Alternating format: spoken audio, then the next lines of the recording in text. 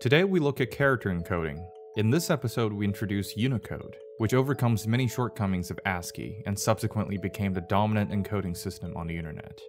One major difference to keep in mind is ASCII encodes in one stage, whereas Unicode encodes in two stages. For instance, lowercase a maps to hex 61 in ASCII. In Unicode there is an intermediary mapping table called code space.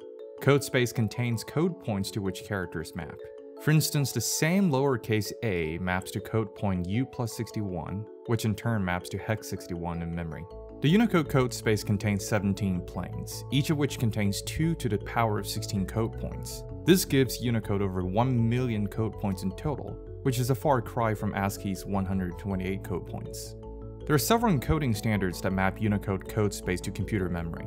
The most popular, by far, is UTF-8. It uses 1 to 4 bytes to map code points to computer memory. Let's see how it works.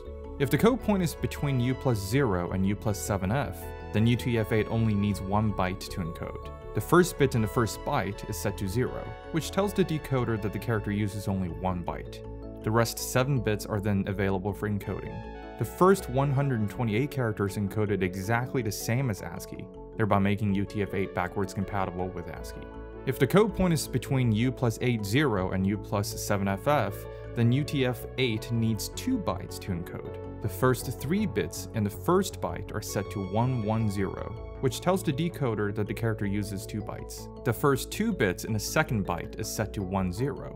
As a result, 5 bits from the first byte and 6 bits from the second byte are available for encoding.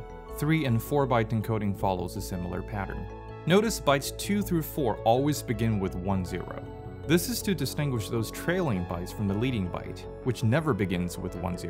Also, frequently used characters generally have lower code points with lower UTF-8 numerical values, which are encoded using fewer bytes, thereby saving memory space. Thanks for watching. I'd like to give special thanks to Floss, which did not sponsor this video. Floss after every meal, kids. This is an Indian Tribe production, all rights very much reserved.